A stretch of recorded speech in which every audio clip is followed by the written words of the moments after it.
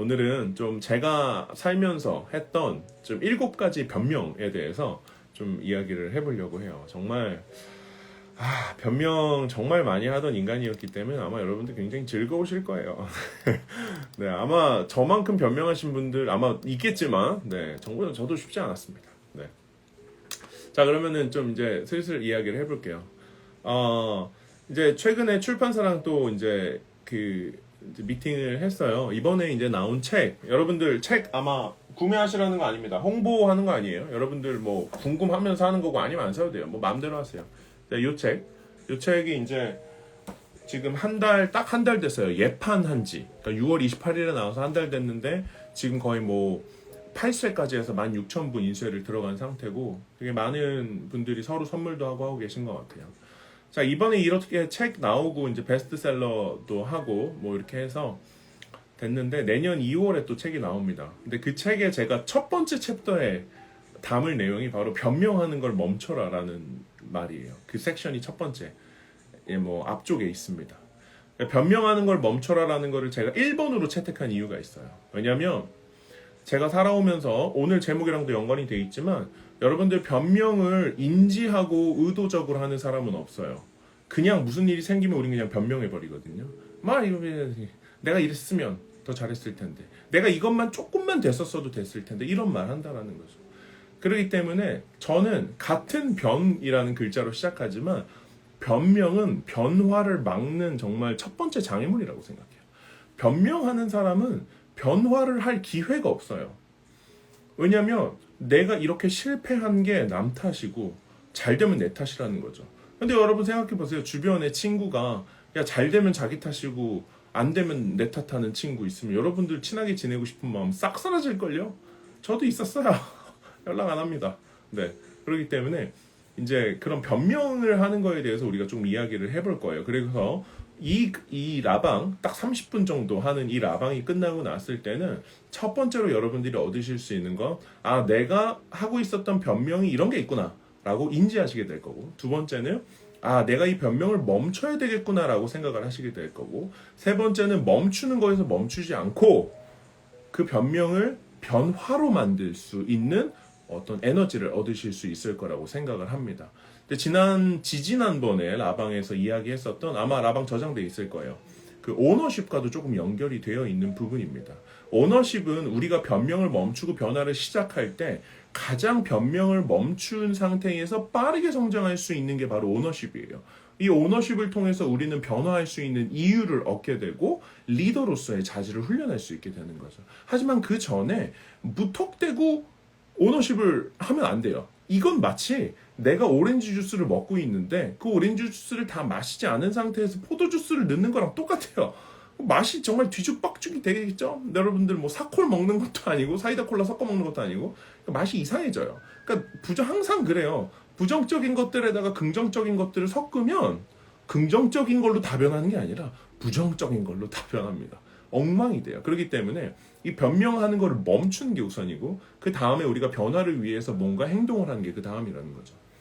자, 제 얘기를 조금 할게요. 제 개인적인 이야기들. 저는 제가 이제 30대 중반입니다. 나이 물어보시는 분들이 가끔 있어요. 상담 가면.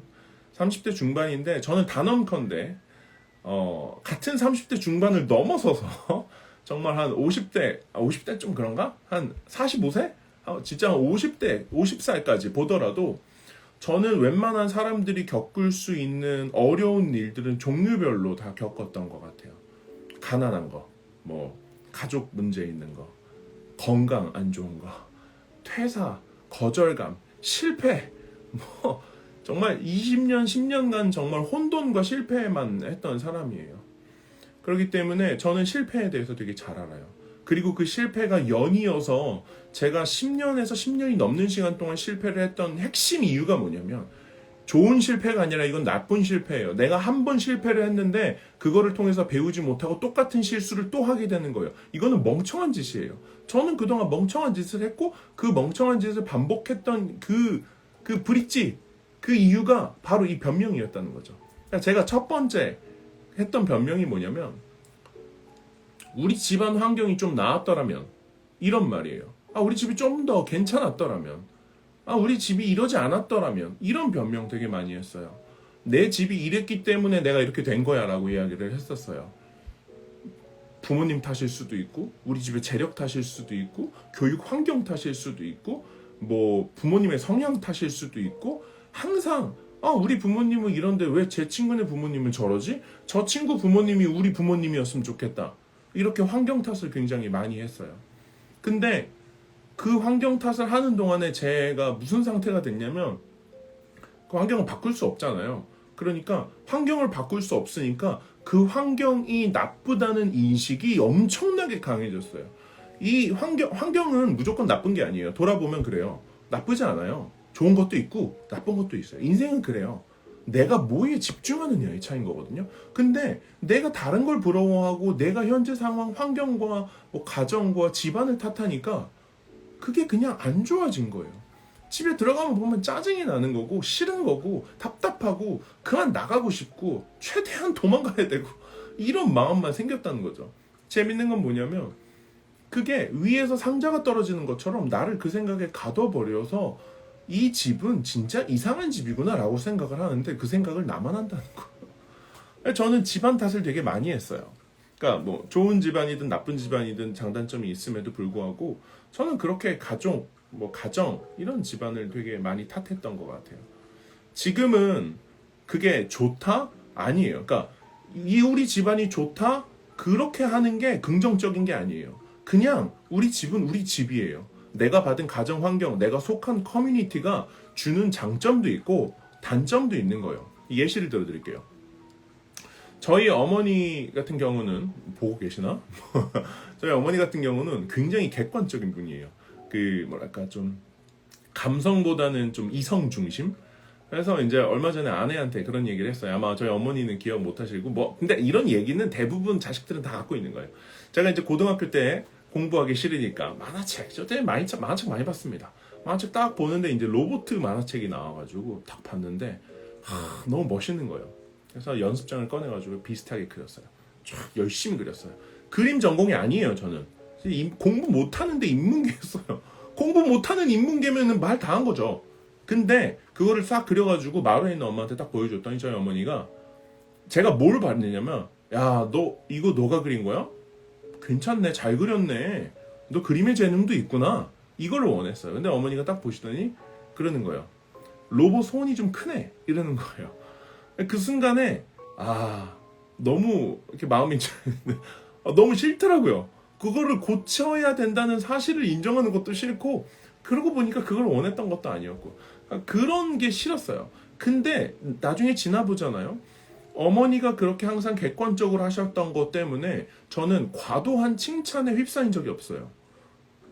항상 객관적이고 물론 저희 가족한테는 반대로 하긴 하지만 그래도 어머니가 객관적으로 뭔가 항상 평가를 해주셨기 때문에 밖에 나가서 실수하는 일이 없고 객관적으로 내가 어느 정도 실력인지를 인지하고 어떠한 기준, 스탠다드가 생긴다는 거예요. 지나보니까 그것도 쓰일 때가 있다 이 생각이 들면서 모든 환경은 장점도 있고 단점도 있다. 근데 저는 그거를 나쁜 점만 보고 불만스러운 마음으로 나쁜 생각을 하니까 나쁘게 보이고 그게 실제로 내 생각이 구현화돼서 내 인생을 위해서 나쁘게 쓰이기 시작을 해요.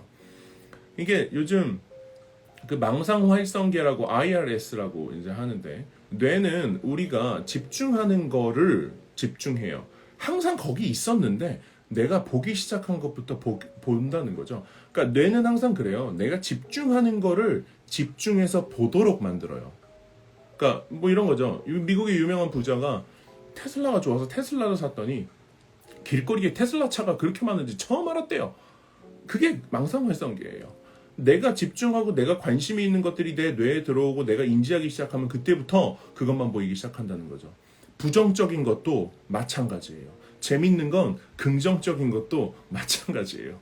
그래서 제가 진짜 좋아하는 말 중에 하나가 짐 론의 말이잖아요. 성공하는 건 쉽다 이렇게 얘기했더니 옆에 있던 사람이 그러면은 왜 성공하는 사람이 이렇게 없냐 그랬더니 성공하지 않는 것도 쉽다는 거예요. 실패하는 것도 쉽다는 거예요. 공부하는 거 쉬워요. 그냥 앉아서 하면 돼요. 근데 공부하지 않는 것도 쉽다는 게 문제인 거예요, 우리는. 그러니까 우리의 뇌가 집중하는 거에 이제 집중하게 된다라는 거죠. 제가 두 번째 했던 그 불평은 뭐냐면 이제 대학교에 가게 되면서 내가 공부를 좀 잘했더라면 그리고 내가 좀 교육을 잘 받았더라면 이 두 가지가 불만이었어요.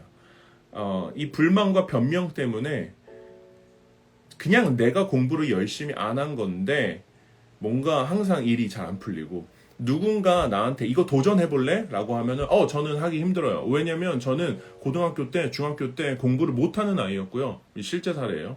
뭐 중학교 3학년 때 저는 처음으로 수학을 넘었기 때문에 저는 문과고요. 이렇게 말하고 다닌 거예요. 재밌는 건 사업을 하고 돈을 만지기 시작하고 매달 뭔가 돈을 움직이기 시작하니까 머리가 팽팽팽팽팽팽 돌아가요.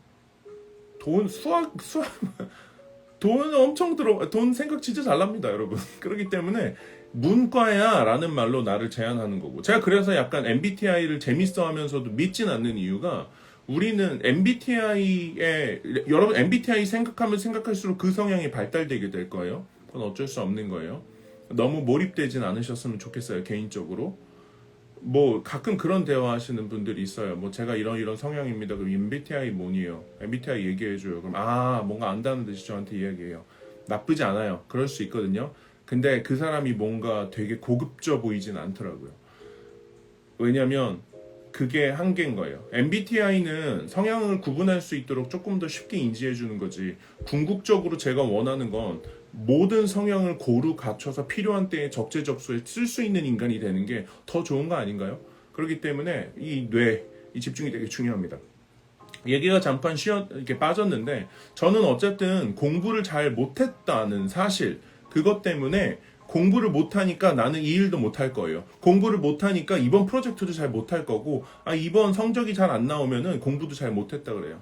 자, 예를 들면은 대학교에 가서 저 같은 경우는 뭐라고 생각했냐면 지금 보면 엄청나게 가난하고 멍청할 수밖에 없는 생각인데 무슨 생각을 했냐면 대학교에서 성적은 내가 적당히 공부해서 그 공부한 것보다 조금 더 나은 결과물을 하면 내가 잘한 거라고 생각했어요. 그래서 제 성적은 항상 B 아니면 B뿔이에요. A뿔 몇 개, 한두 개 빼고는.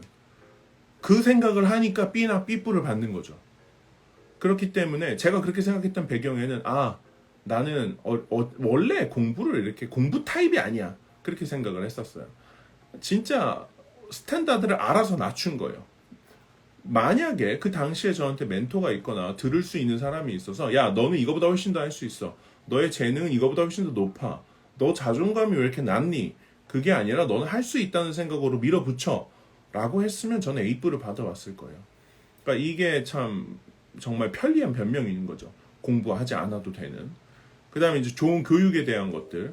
저는 이제 학교를 아주 훌륭한 데는 나오지 않았습니다. 물론 수도권 안쪽이에요. 나쁘지 않아요. 돈도 많고 굉장히 잘하는 학교입니다. 근데 뭐 서울대, 연고대랑 비교할 수 있는 학교는 아니에요. 이제 시간이 지나고 대학에 다 졸업을 하고 취직을 했어요. 취직을 했는데 이제 어머니 소개로 운이 좋게 무슨 외국 대학 같은 데를 들어가게 됐어요. 가니까 다 외국 대학 나온 애들인 거예요. 그러니까 영어로 근무하고 영어를 못하지 않았는데 거기에 가서 근무를 하는데 그게 되게 위축이 되더라고요. 내가 좋은 교육을 받지 못해서 그렇다. 그러면서 내가 좋은 교육을 받았더라면 내가 조금 더 했더라면 나도 그럴 수 있었을 텐데 나도 저들처럼 할 수 있었을 텐데 라는 변명을 하더라고요. 근데 그게 아니라 그냥 그 순간에 나한테 필요한 것들을 적극적으로 들어가서 쟁취하고 뭔가 성과를 내면 되는 거였는데 그렇게 맨날 변명만 하면서 결국 9개월 만에 퇴사를 하게 됩니다. 9개월 만에 퇴사를 하면서 뭐 되게 당당하게 나왔지만 사실 그 회사에서 아마 위에서 봤을 땐 정말 엄청난 실패작이었을 거예요. 내가 저런 인간을 왜 고용했을까라고 생각을 하실 만큼 진짜 부족한 게 많았습니다. 결국 뭔가요? 결국 변명을 가지고 변명하면서 내가 발전하지 않아도 된다는 생각을 하면서 제가 적당한 수준에서 이기적으로 행동하면서 살았다는 거죠. 자, 아무튼 참 진짜 변명 많이 했죠. 지금 돌아보면 제가 또 저도 얘기하는 거지만 참 씁쓸하네요. 네. 그 다음 변명은 뭐냐면 이거는 사실 제가 이렇게 적었어요. 주변에서 나를 더 지지했더라면 이렇게 적었어요. 근데 사실 저는 가족이 저를 좀 더 지지해 주길 바랬어요. 가족이 좀 더 저를 믿어 주길 바랬고 가족이 제가 무엇을 하든 너는 할 수 있어. 한번 해봐. 할 수 있을 것 같아 라는 말을 듣길 바랬는데 아쉽게도 20대 내내 그런 말을 듣지 못했었어요. 그래서 그런 아쉬움이 있어요. 누군가 주변에서 나를 조금 더 믿어줬더라면. 제가 상담하면 가끔씩 하는 이야기가 있습니다. 제가 인생에서 진짜 신뢰를 받지 못하는 시간들이 있었어요. 정말 내가 쓸모없는 인간이구나라고 생각을 했어요. 회사에서도 쓸모가 없고 집에서도 쓸모가 없고 아들로서도 쓸모가 없고 친구로서도 쓸모가 없다는 생각을 하면서 나는 왜 살지? 이 생각을 들었는데 그때가 20대 후반이었어요. 그러니까 남들 열심히 일하고 돈 벌 때 그 생각을 하고 앉아 있었던 거예요. 근데 그때 저를 딱 2명이 지지를 해줬어요. 그 친구 아직도 기억나요. 그 친구가 저한테 와서 요즘 이런 생각이 들어 너무 힘들어 이랬더니 그 친구가 자기는 이해가 안 된대요. 윤희는 되게 훌륭한 인재고 내가 함께 일할 수 있다면 함께 꼭 일해보고 싶은 사람인데 그렇게 생각하는 게 이해가 안 된대요. 와 근데 진짜 지금도 살짝 울컥하는데 그 절망감에 너무 빠져 있었다 보니까 그 말 한마디에 진짜 약간 이렇게 눈물이 고이더라고요. 내가 쓸모가 있구나. 나도 할 수 있구나. 괜찮구나. 그렇게 생각을 하고 누군가 지지해줬더라면 내가 조금 더 나았을 텐데 라고 하면서 그 우울감과 절망에 더 깊게 빠져들었었던 거예요. 근데 그럴 필요가 없다. 돌아보니까 그래요. 물론 그런 시간이 뭐 아예 다 필요 없는 시간이다 그렇게 느끼는 건 아니지만 아쉬운 건 사실인 거죠. 그리고 제가 가장 크게 뭔가 생각하는 것 중에 하나가 내가 그런 일을 겪지 않았더라면 나는 그걸 할 수 있었을 텐데 라는 생각 진짜 많이 했어요. 저 같은 경우는 20대 중반에 몸이 굉장히 많이 아팠어요. 그러니까 거의 죽을 병에 걸려서 또 굉장히 장시간 동안 치료를 받아야 됐었어요. 20대 중반에 24에서 5 요때 4세 24, 5때 그랬어요. 근데 그때 제가 가장 많이 했던 생각이 사회에 딱 나가려고 하는데 엄청난 병에 걸리고 죽을 수도 있다는 생각을 하니까 인생 약간 세계관이 약간 다 와장창 무너지더라고요. 정말 이렇게 껍데기가 이렇게 하늘에서 막 날리는 거 이제 재 날리는 것처럼 진짜 껍데기가 다 이렇게 무너져 가는데 내가 이런 일을 겪지 않았더라면 난 사회에서 진짜 잘하고 있을 텐데 내가 이런 일을 겪지 않았더라면 나는 친구들보다 더 잘 알 수 있었을 텐데 제가 그 변명 때문에 3년을 갇혀 있었어요. 제 친구들이 저보다 연봉을 더 많이 벌고 제 친구들이 더 좋은 회사에서 다니고 그럴 때 정말 그 변명 때문에 나는 그 일만 아니었으면 지금 쟤네 잡았어. 나 그 일만 아니었으면 쟤보다 높은 연봉 받고 있어. 나 그 일만 겪지 않았었으면 내가 더 잘했을 텐데 그런 얘기를 실제로 하고 다녔어요. 근데 더 웃긴 건 뭐냐면요 여러분, 지금에서야 할 수 있는 말이고 이 말을 할 수 있는 것도 참 감사한 일이지만 제가 했던 변명은 제 건강과 삶을 위협할 수 있을 정도로 큰 일이었잖아요. 그러니까 그 큰 일을 겪으니까 변명도 큰 거예요. 그러니까 남들이 들었을 때도 그걸 어떻게 할 수가 없더라고요. 내가 그렇게 큰 일만 겪지 않았어도 지금 잘했을 텐데 라고 하면 그 일이 너무 크니까 그 변명이 정말 누가 겪어도 너무 힘들만한 그런 일이기 때문에 그 변명이 너무나 쉽게 합리화가 되는 거예요. 그 얘기는 뭐냐면 제 머릿속에서 내가 이거를 핑계로 대면 사람들이 다 이해해 주겠지. 제가 이거를 또 써먹은 데가 있어요. 몸이 진짜 안 좋았어요. 지금도 이제 뭐 세포나 여러 가지가 안 좋은데 제가 이제 정말 좋은 기회가 있어서 네팔의 히말라야를 갔어요. 저는 산을 안 좋아해요. 산에 가본 적도 없고. 근데 거의 뭐 첫 산 어른이 돼서 처음으로 산을 가는데 안나푸르나를 간 거예요. 그래서 갔는데 체력이 진짜 안 좋더라고요. 되게 느리고 같은 또래 남자애들이 이제 외국 칠레 남자애 하나랑 스코틀랜드 남자애 하나, 영국 리버풀에서 온 여자애 하나랑 넷이서 외국인에서 가는데 걔네보다 1시간 반, 2시간을 뒤처지더라고요. 여러분 내비게이션 찍어보면 속도해서 빨리 가봤자 5분, 10분 빠르잖아요. 등산도 뭐 빨리 가봤자인 것 같은데 1시간 반 뒤처지는 거 뭐 어마어마하게 뒤처지는 거예요.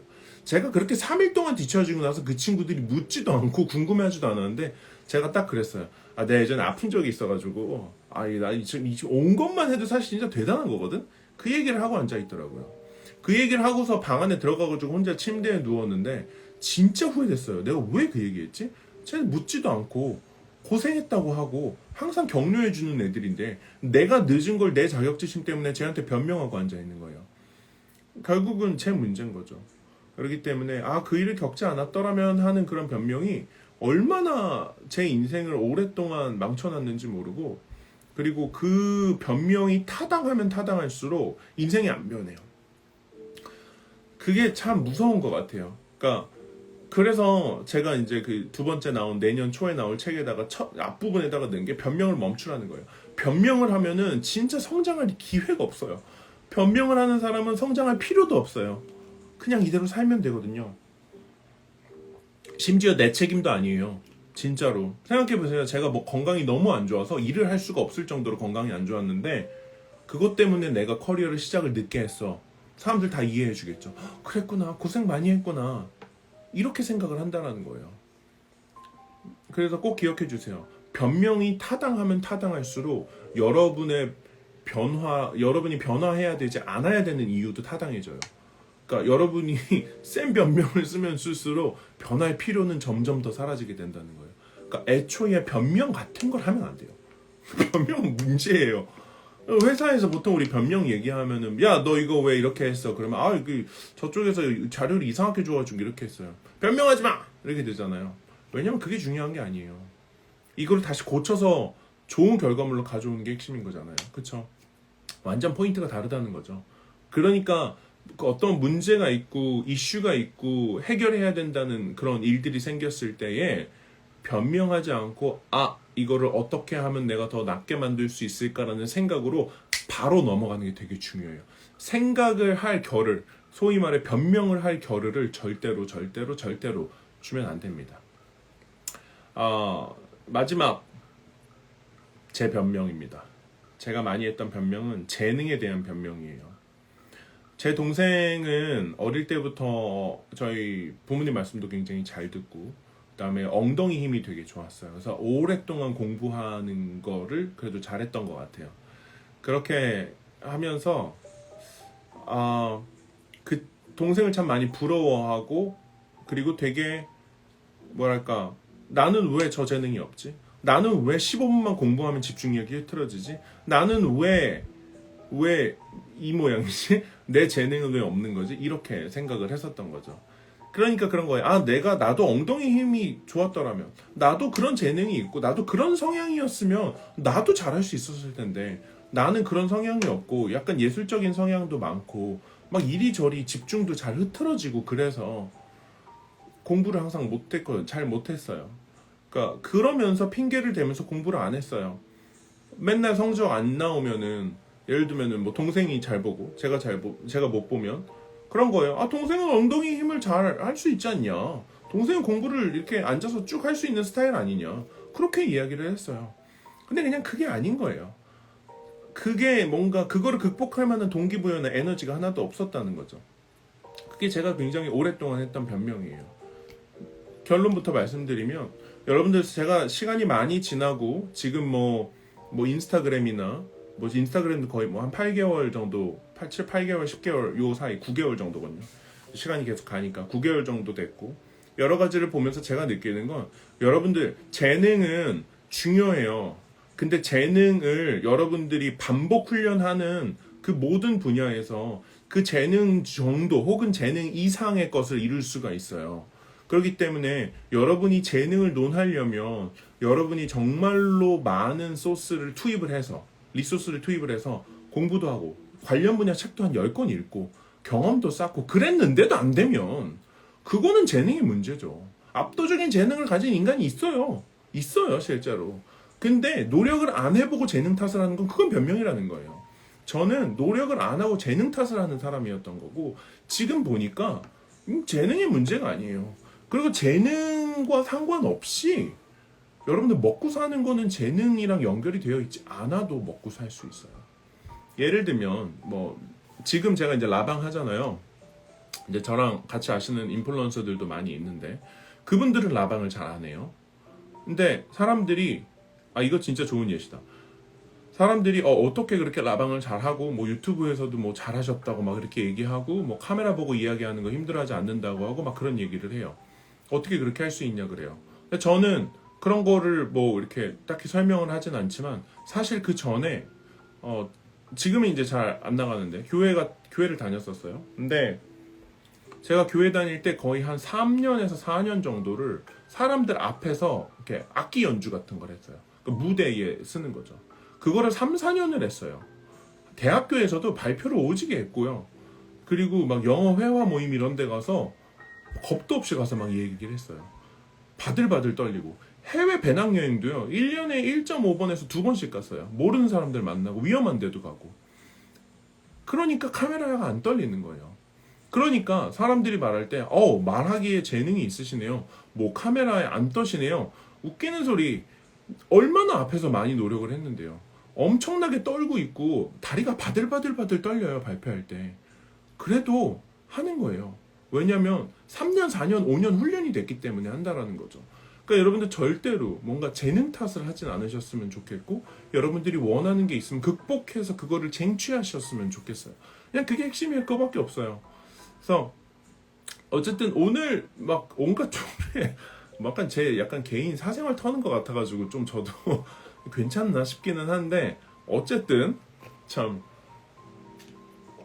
제가 했던 변명들을 어쨌든 몇 가지를 좀 이야기를 해봤어요. 근데 네 진짜 웃기는 소리입니다. 네 여러분들 변명을 하시는 사람도 많겠죠. 아마 지금 한 80분 정도 계신데 변명을 하는 거를 나쁘다고 생각하진 않으셨으면 좋겠어요. 이건 약간 위로이면서 채찍질인데 여러분들 사람이 변명을 왜 할까요? 그 누구도 뭐라고 하는 말을 듣고 싶지 않고 항상 좋은 성과만 남기고 싶고 주변 사람들한테 항상 좋은 사람으로 기억되고 싶어 해요. 근데 그런 것들이 뭔가 깨지고 내가 뭔가 실수했다라고 생각하고 저 사람과 여전히 좋은 관계이고 싶고 내가 일 처리를 잘하는 사람으로 남고 싶은 마음이 있기 때문에 변명을 하는 거예요.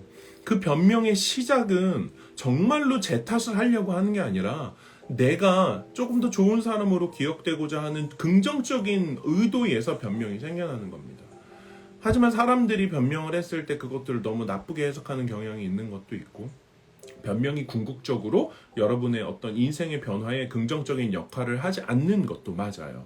그렇기 때문에 변명을 멈추는 게 되게 중요하고 변명을 멈추는 방법에 대해서 제가 조금 더 이야기를 할게요. 여러분들 변명을 멈추는 방법은 아주 심플합니다. 잘 돼도 내 탓이고 안 돼도 내 탓 이렇게 생각하면 돼요. 그러니까 이 말보다도 그냥 무조건 내 탓이에요. 무조건 내 탓이에요. 예시를 들어드릴게요. 예를 들면은 뭐 저희 집에 예를 들면 뭐 아내가 무슨 뭐 불편한 점이 있다. 제 탓도 있어요. 같이 사는 사람이잖아요. 뭐 제 아들이 이제 깐난쟁이인데 아들이 만약에 뭔가 좀 이렇게 몸이 안 좋거나 무슨 일이 있어요. 제 탓도 있어요. 왜냐하면 양육자잖아요. 일이 잘 안 풀렸어요. 제 탓이에요. 자, 뭐 직원들 같이 일하면서 스태프들이 실수했어요. 제가 한 거 하나도 없어요. 스태프들이 실수했어요. 내 탓이에요. 네. 이게 되게 힘드실 거라는 거 압니다. 저도 초반에 너무 이게 인정이 안 됐었어요. 근데 내 탓이라고 생각하고 내가 그 상황을 막을 수 있었나? 혹은 현재 그런 일이 이미 일어난 상황을 내가 해결하려면 어떻게 해야 되나라는 문제 해결적 관점에서 모든 것들을 접근하기 시작을 하면 여러분들이 현재 가지고 있는 문제는 제가 장담컨대 여러분들이 생각하는 속도보다 굉장히 빨리 해결되게 돼요. 여러분들 문제가 커지는 이유는 문제를 방치하기 때문이에요. 문제가 커지는 두 번째 이유는 문제를 계속 생각해서 문제를 증폭시키기 때문이고요. 세 번째 이유는 문제를 퍼뜨림으로써 다 같이 그 문제를 문제화시키기 때문에 문제가 커지는 거예요. 이거를 막으려면 문제가 딱 생겼을 때 바로 해결해버리면 끝나요. 근데 재밌는 건 인간은 문제라는 걸 피하고 살 수가 없어요. 어쩔 수 없어요. 네.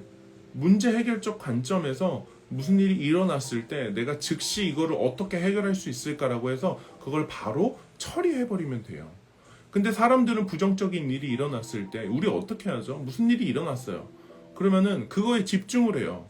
오늘도 그런 일이 있었어요. 와, 진짜 오늘 진짜 약간 진짜 빡칠 뻔했는데 너무 화가 났는데 제가 핸드폰 보면서 가요. 저는 인스타그램을 하는 사람이니까 인스타 중독이에요. 요즘은 당당하게 얘기해요. 이렇게 가는데 아줌마가 자전거를 이렇게 타고 오는데 정말 이만큼 앞에서 자전거가 가는 거예요. 깜짝 놀랐어요. 근데 뒤도 안 돌아보고 가는 거예요. 그래서 순간 우악 또 불같이 막 확 올라왔는데 그냥 넘어갔어요. 네, 그냥 에이, 네, 그리고 넘어갔어요. 진짜로 제가 웃긴 말일 수도 있지만 진짜 에이, 그리고 그냥 가던 길 갔어요. 이게 진짜로 그래서 이 부정적인 마음은 그냥 즉시 그냥 바로 그냥 왜냐면 그 집중하면 그 나만 열받거든요. 갔어요 그 아줌마. 진짜 잡을 거면 5초 전에 뛰어갔었어야 됐어요. 소리를 빽 지르거나. 그렇죠? 그러니까 문제가 더 커지기 전에 그냥 뭔가 빨리 처리해버리는 게 훨씬 낫습니다. 그리고 내 탓이라고 생각을 해요. 여러분들 지금 보시는 분들 중에서 저는 페이서스를 팔로우 하셨다면 여러분들 운명이에요. 여러분들 페이서스를 팔로우를 하면 뭐 알림이 너무 많이 가서 언팔하시는 분들이 좀 있긴 한데 언팔하셔도 돼요. 네. 근데 한번 팔로우 하셨으면 여러분들 운명이라고 생각하세요. 그리고 매일 올리는 컨텐츠 뭐 항상 동기부여만 올라가는 건 아니지만 올리는 컨텐츠들 보면서 딱 일주일 동안만 꾸준히 보세요. 진심으로. 부자에 대한 것들, 여러분 뭐 삶을 힘내게 하는 것들, 위로하는 것들 읽으세요. 진짜 제작하는 입장에서는 진짜 이것만 매일 읽어도 제가 최근에 올린 거 있죠. 매일 읽으면 멘탈이 강해지는 10가지 문장. 제가 직접 쓴 거거든요. 다른 거 뭐 영감을 받아서 쓴 거지만 제가 다 대부분 직접 쓰고 워딩도 다 바꿔서 쓴 거예요. 진짜 매일 그것만 읽어도 잘 되겠어요. 일주일이. 전 진짜 그 생각해요. 운명이라 생각하고 여러분들 변명하는 거 멈추고 긍정적인 에너지를 계속 소싱을 받으세요. 공짜로 들리는 거잖아요. 공짜로 이제 보시는 거잖아요. 아래 내려가 보시면 정말 좋은 컨텐츠 많아요, 여러분들. 심지어 저희는 컨텐츠 재탕도 안 해요. 뭐 출판사분들도 여기 안에 계시겠지만 출판사분들 다 재탕해요. 저희 재탕한 거 이제까지 5개 정도밖에 안 돼요. 다 직접 만들고 단 한 개도 재탕 안 했어요. 5개 빼고. 네. 그러다 보니까 가급적이면은 한 번씩 읽으시면 진짜 인생에 도움이 됩니다, 여러분. 진짜로. 네. 그래서 운명이라 생각하고 하고 제가 이제 이런 얘기는 많이 안 하는데 페이서스 코리아를 여러분들이 언팔하는 날을 저는 기다려요. 이건 좀 웃긴 말일 수도 있어요. 페이서스 코리아는 동기부여를 하는 데예요. 페이서스 코리아를 통해서 그 동기부여가 필요하다면 여러분들은 아마 힘든 시간을 지나고 있을 거예요. 하지만 페이서스 코리아 때문에만 살 수 있다면 여러분들은 스스로 물고기 잡는 법이 없다는 결론도 나와요. 저는 여러분들이 저희 컨텐츠를 보고 정신적으로, 일적으로 삶이 진짜 개선이 돼서 야, 나 이제 이런 동기부여 없어도 행복하게 살 수 있어 라는 그런 자신감으로 정말 언팔하고 뭔가 하산할 수 있는 저는 그런 분들이 더 많아져야 된다고 생각해요. 왜냐하면 저는 여러분들이 행복해졌으면 좋겠고 여러분들의 삶을 더 개선하기 위해서 페이서스 코리아가 동기부여를 하는 거잖아요. 그렇죠? 그렇기 때문에 어쨌든 좀 과격한 예시일 수도 있지만 여러분들의 정말 진짜 성장, 여러분 진짜 성장을 이룰 수 있는 게 되게 중요합니다. 자, 제 결론이 뭐냐면 조금 길게 끌었지만 여러분들 변명을 멈추고 지금 90명 뭐 페이서스 팔로워 하시는 분들 모든 분들이 저는 리더로서 살았으면 좋겠어요. 제가 말하는 리더는 조직을 이끄는 리더가 아니에요.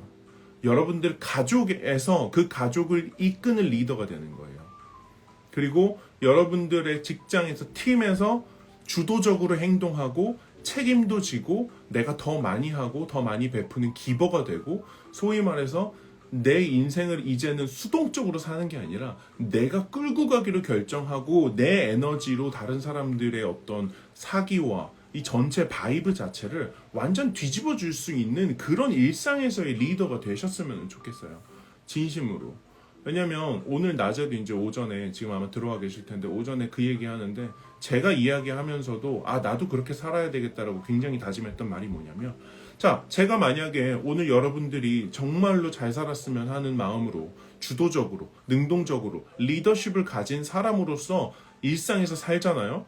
100% 여러분들 가족 변합니다. 여러분들 가족 얘 뭔데 요즘 이렇게 행복해? 얘 뭔데 요즘 이렇게 열심히 해?